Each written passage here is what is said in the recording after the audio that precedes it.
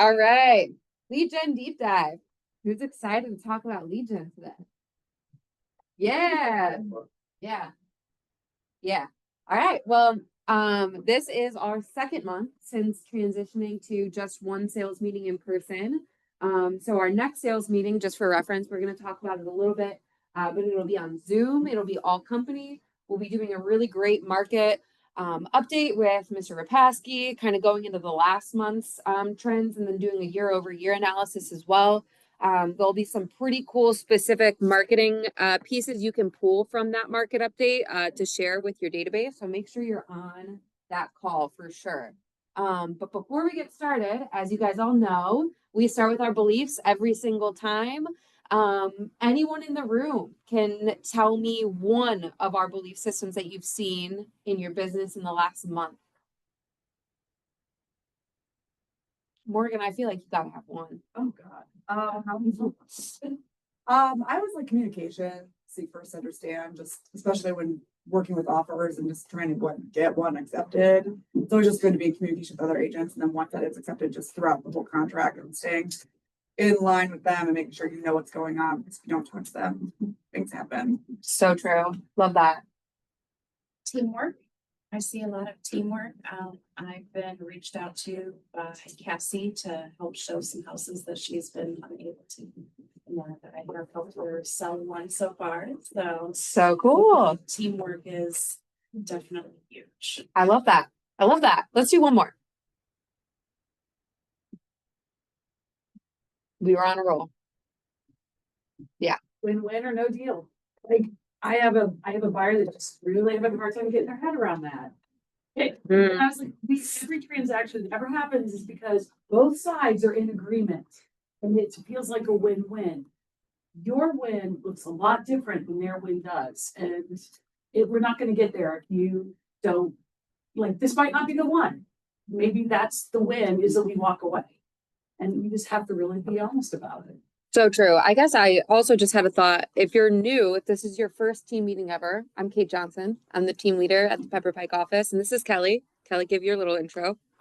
I am the productivity coach for Pepper Pike. This is the only brokerage I've ever been a part of. And I am so happy that everybody's here. Yeah, great turnout, guys. Okay, cool. Let's keep it rolling.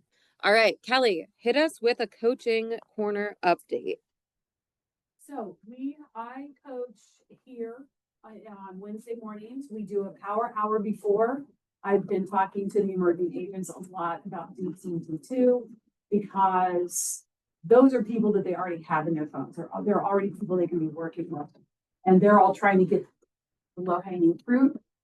But you have people you can be talking to every week, and they may have the low-hanging fruit. So we really want to focus on that. We do first of each month, I do it on Zoom, which is a lot easier, I think, for people to kind of jump in, but we're starting to pick up numbers when we're here. And if you're in the office on Wednesdays and you see us, stop in and say hello. Perfect. Love that. All right. Super excited about the career night for this month. It's actually next week. Instead of a traditional career night where I just yap at all of your folks for an hour, Patrice Reynolds is actually going to be here doing a interview on how to have a breakout year. So we'll still go over all of the things, how to become a realtor, a day in the life, the cost of being a realtor, all of the great stuff that they'll need to know.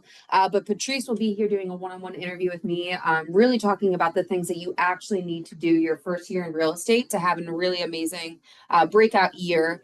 And eventually transition to full-time in sales, which is exactly what Patrice did. So if you're an agent and want to hear from Patrice, come join us. If you know of anybody who might want to hear from Patrice that's thinking about becoming a realtor, awesome. If there's a co-broke at another realtor office that you think is just not getting at their office what we provide here, bring them too. It'll be a really, really great evening. Upcoming training. Immediately after this sales meeting, we have a 2-hour CE with our folks from Frontline Inspection Services. So stay after if you're looking for 2 hours of CE. And then the collab you've been waiting for. We've seen a lot of information on this come out the last month or so. What I can tell you from the really short demo that I've been able to preview is this is really, really easy for your business. So if you're someone that wants to get into marketing and just doesn't feel like you have all of the knowledge or the experience to do it on your own, you're not ready to pay someone, incredible tool for you. Canva will come out with all kinds of different MLS integration for you. They do have their own support line. Their KW branded templates are really going to be where you can shine if you're not used to using something like this for your business. If you're ever thought about like doing a rebrand, anything of that sort, Canva is going to make it really easy for you. What I love the most about it is Sarah Herda, who's our regional tech trainer, is going to be teaching the following classes on some of these things. So KW and Canva is right up here. Canva 201 is going to be a class for you if you've already used Canva, but you just want to use, understand how to use the integration a little bit more. And then that AI playbook right in the middle.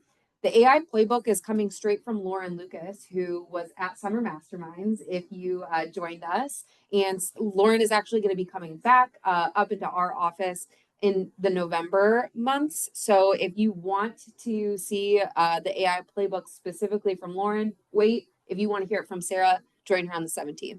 There's a QR code to sign up for all of those. And then we have our launch September sessions with Kelly. Couple really cool things coming up. Really just understanding the documents. Andrew Ginter is going to be on that call. Can't wait to hear from Andrew. And then our buyer rep overview and our scripts for filling those docs out. Clam Bakes Friday. Can't wait to see you all there. Super excited to cut Michael's hair. Who's going to be winning ticket for that? That's for real. That's for real life. That's for real life. Michael's raffle item this year is to cut his hair live at the clam bake. Did anybody you guys didn't see the video? Yes, his raffle item this year. If you've never been to the clam bake, which I haven't, this will be my first clam bake. Everyone brings, not everybody, but there's a lot of baskets being sold. And this year, Michael's basket is his hair. What was that? It's no TV, but you can, if you really wanted to, take the hair home. I don't know what they'll do with that, but it'll be all yours once you win the basket. So super excited for that. Culture Community is doing another walk, this time at Edgewater Park. It'll be super beautiful, September 25th, 9:30. Bring your pets, bring your kids, bring your strollers, bring coffee, whatever you want, walking at the park. Oh my gosh, there's so many updates today. I can't get through this. All right. Civil rights. I'm assuming this is Ohio Real Title that's bringing this to us. Thank you, Ohio Real Title. Yeah. Can't wait for that. Love it. Lakewood though. Perfect. Okay. Wait, Perfect go timing. back to that. Which one was it? Civil rights. Yeah, Civil right. December 29. Okay, bro, you can take it. Oh, mine was like Love it. 2 seconds, so, okay. I saw a weird one yesterday, which I had not heard. Maybe you guys are smarter than I am. You probably are. Had a client who, thanks, Andrew. We had a client whose parents lived in Lake County and passed away. And they also owned a property down in like Cape Canaveral. So they didn't have the house in a trust or anything like that. So it has to go through probate. I did not know that if you have separate properties in separate states, you have to do open probate in all the different states that they have them in. So if you have clients that you know have other properties in other states, it might be a good idea to have them put in some other things in place, like a trust, or again, I don't even know if Florida has a transfer on death affidavit or a transfer on death deed like we used to have, but they probably have something. It would probably be a good reason to reach out to them, talk about something like that. Otherwise, they're gonna have to go through probate down in another state, just like they would have to do at home as well. Just another thing that would make their life more complicated after their parent died. Anyone have any questions about that? Or you say we used to have, is that not? Well, it used to be called a transfer on death deed. Now it's the transfer on death affidavit. So we have that. I just don't know what Florida has as a similar vehicle, but that would have bypassed that for their kids to just have it in their name. And there's still a survivorship language in the deed, so not to be confused with what we're confusing about with. I'm sorry, Dan, right? All right. Any questions? I didn't think so. All right. Good. Perfect. Yeah. Thank you for the slightly depressing update, Rick. America's Preferred is not here today. All right, cross country. Hopefully this one's like slightly less depressing than the last. Winning an Oscar again. Yeah. What do race look like when someone dies? Yeah. The mortgage world loves its acronyms, PIW. It's a good one, so I'll get there in a second. But anytime a buyer starts a pre-approval, we in the lending industry run their information through an automated underwriting system. Conventional loans is Fannie Mae or Freddie Mac. That's what tells us the loan's approved or the buyer's approved, and we have a pre-approval letter. Then you show them a house, you're under contract. Then they start an application. We rerun everything through, but with a property address. In some cases, we get a PIW, which stands for Property Inspection Waiver, which means no appraisal. So everyone's usually excited about that. Has anybody had an appraisal waiver on a transaction? Means no appraisal. So just so you know what the conversation is okay, Mr. and Mrs. Borrower, we talked about needing an appraisal. Good news, Fannie Mae and Freddie Mac don't think you need one, and here's why. Fannie Mae, Freddie Mac underwrite, do the loans for 90% of the non-conventional loans. They have more data than Zillow, than what's in public records and everybody else. So they have their own sort of risk assessment. If the buyer is a certain quality and the property meets whatever metrics it's set, we don't need an appraisal. Saves time, saves the cost, sometimes the drama that comes with an appraisal. But Fannie Mae and Freddie Mac are their own systems. So sometimes one has allows us to waive it, the other one doesn't. Not all lenders, some lenders put their own rules and say they do want to do it no matter what. We just go with whatever Fannie Mae or Freddie Mac says. These are eligible, again, conventional loans, single family homes, some condos, 10% or more down. And no, there's not a way legitimately to find out about it up front. It's not until we're under contract that we can run. Any questions on that? No? I gave this speech like a half hour ago. I had like 10 questions. Second round looks like it's a little different. But so if you have questions on that, even if it's not a transaction we're involved in, feel free to give us. I'll elevator pitch where the market is. Ahead of the Fed dropping rates, retail rates have already started to decline. Seems like just from the way our phones are ringing on refinances, the general public is starting to pick up on that as well. I think when the Fed officially drops, it's going to hit mainstream news, and then hopefully we're all, busy picking up the phone because people are back looking. So right now, rates in the mid sixes, you can get to the low sixes with a little cost. We're pitching the shorter term 15 and 20 years pretty aggressively because you're looking at a 5 with those, and everyone likes to see that number first. So, if you have any questions, let us know. Love it. Thanks, guys.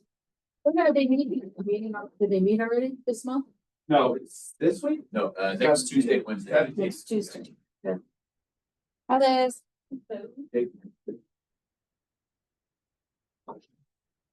I don't really feel like I have anything specific to talk about in terms of leverage, just need leverage. Tori and I are here, especially with the new Canva rollout. Tori is going to be a great resource, I think, for anyone who's wondering exactly how that's going to work. But a couple of other side things for everyone who isn't coming to the Plan to Bake on Friday, but still wants to support KW Cares, that is an option. If you aren't aware, you can give money to KW Cares out of every commission. You can do it in command, you can talk to Kate. There's various ways to do it. And that those funds are then used to help agents in need, our own agents here in our brokerage. We have various examples of how we've helped agents when they've had significant others pass away or in the hospital, when they're in the hospital, things like that. So also, if anyone out there does need help, please know that KW Cares is here to support you. And then the second thing I wanted to touch on, I'm not sure how many of you saw yesterday, there was a call with Polly and myself going over the DTD2 system for lead generation. That is going to be something that we're looking to do every week to help all of you who are trying to get your lead generation going. Following the DTD2 system, it'll be some accountability and just some of that support that you need so that you're actually doing your lead gen like we all know we're supposed to. So there should be a recording for that for anyone who wasn't able to make it but wants to watch it. Just for all the new folks in the room, why don't you just cover what DTD2 means? Yep, very good. So DTD2 stands for Do the Database To, and basically what it does is it breaks down your database into 13 different sections, looking at 2 letters. So the the first letter of their last names, and every week you're calling 2 letters. So this week is P and L. So you're calling everyone whose last name starts with a P and everyone whose last name starts with an L. And by following the system, it makes it so that you're actually calling your entire database 4 times a year. So you're not missing anyone, everyone's getting contacted, and you're getting those conversations to get you the business. Perfect. And the call is basically just explaining the letters for the week and then any questions and so- inspiration you need. Yep, so yesterday we talked about what DTD2 is. We went over just some basic scripts, especially like reconnecting. If you haven't talked to someone in a while, sometimes it can be really intimidating to call them up. So how to talk to them, what to talk to them about, and then just again, the support for everyone. So that you're not the only one making those uncomfortable calls. Cool. The DTD2 also has, they realize that we want a text, they have a text also. There's, You still have to do the calls, but there's also a text. So technically it's two letters to call and 1 letter to text every week. So we also went over some example texts that we can use to text those people. So then you end up texting everyone twice a year. Love it. Yep. Cool. All right, David. I always wondered what that meant. DTD2? Yeah. PIW, all this. All the things. All right, so I wanted to tell a story because it happened to me personally a couple of years ago and it came up this week. I went to buy a house in summer of 22. Market was obviously crazy. I knew the rates were starting to go up and I knew they were going to be going up a lot more. So I asked for a seller concession to do a temporary rate buy down. The listing agent thought I was absolutely nuts, laughed in my face that, I was asking for that. Like, are you just not qualified to buy? Like, go pound salt. They didn't take the offer. House sat for another 6 months and ended up selling for like 30,000 less. So I won there, but it came up this week. Another listing agent said the same thing. Like, are your buyers not qualified? Why are they asking for concessions? I said, it has nothing to do with their ability to buy. They've got, they're putting 20% down, got great credit, great income, but they don't want a 6.5% rate. The house they're paying is a lot more than they were planning on buying a year ago. It costs more, so they want to buy it down. So does everybody know what a temporary buy down is?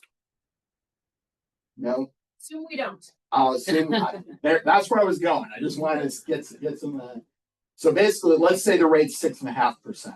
Okay, you can have the seller pay for a temporary buy down, and it can be there's multiple variations. But let's say a 2-1 buy down. That 6.5 would be 4.5% the first year, 5.5% the second year, and then the third year would go back to the full rate. So it gives that buyer a couple of years without lower payment. Ease them into the transition of buying the house, help motivate them. Most houses are not selling for 100% of asking price. So instead of going with, a lowball offer, ask for that credit because the payment difference is going to be much more significant to the buyer. So I just bring that up because it happened to me and I lost a house over it. And I had someone else that I had to kind of walk through this week. So with the market going into the winter, it's a great time to ask for the seller to help pay for your buyer's costs, whether it's a temporary rate buy down or just paying costs. But you can get that right now, especially as we shift into the winter and things slow down more. So that's my tip of the day. Question, on like a $400,000 house, what would like a T1? A T1 is about 2% of the price of the cost. A 3-2-1 buy down is going to be more like about 4 or 5%.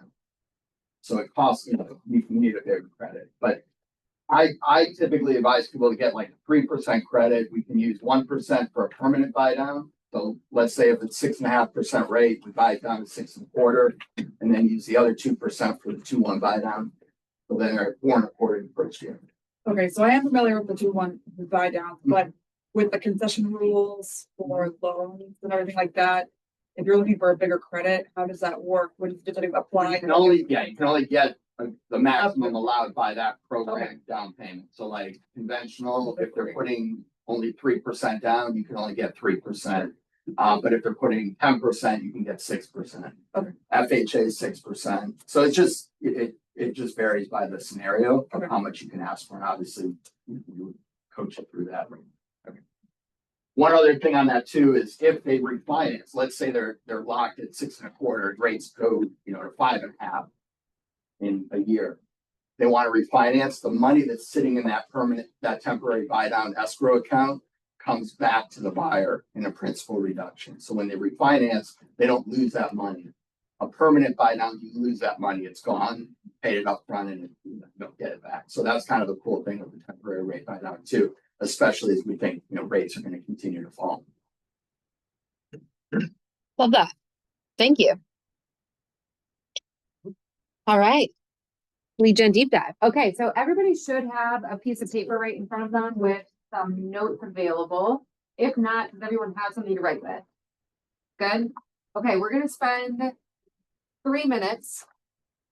We're gonna spend 3 minutes. I want you to write down every lead gen source that you have at this exact moment. So where are all of your leads coming from? Is it referrals? Is it open houses? Is it social media? Is it your SOI? Where are all of your leads coming from right this very second?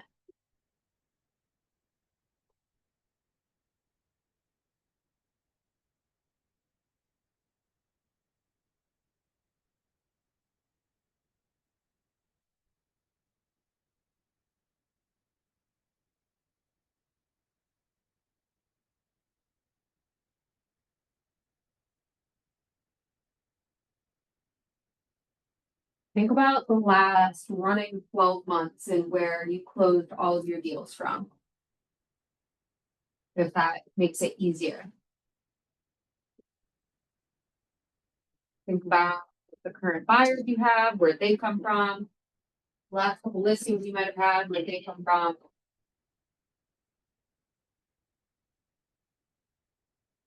You need more time, or are we good? 20 seconds. Nick has so many clients, he doesn't know what to do with all his lead gen sources, so I gotta give him some time.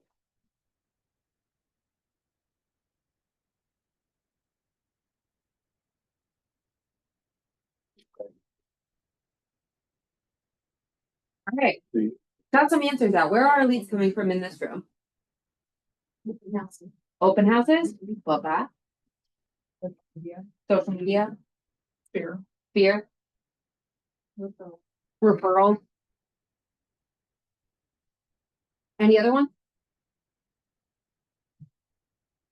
Raise your hand if most of your leads are coming from that one source that you just said out loud. Okay, raise your hand if you have 2 main sources of leads coming in. Okay, raise your hand if you have about 3 sources. Looks like that's where we're tapping out, unless people just aren't raising their hands. But what is super interesting about leads in general is we get super hyper focused on the one thing that's working right now. And we sometimes forget about all the other opportunities for leads to be coming in. So does anyone know what the MREA tells us in terms of lead gen sources, how many we should have? 28. 28 would be Oh my goodness. a lot. Amazing. Yes, so it's 5 to 7. 5 to 7 lead gen sources at all times should be coming into our pipeline. So you should have 3 main lead gen sources. Typically, when we build a GPS together, which we've done in this room quite a few times, we realize we do have about 3 main sources, whether that's open houses, social media, your sphere of influence, whether it's Zillow, farming, referrals, whether it's, you know, anything that you're doing, we usually can identify your top 3, your big 3. But what the MREA tells us is at any given time, one of those could go away. Does anyone remember when Zillow got bought and everyone thought that the world was going to end? Does anyone remember when Redfin got bought and we thought the world was going to end? Does anyone remember when COVID happened and we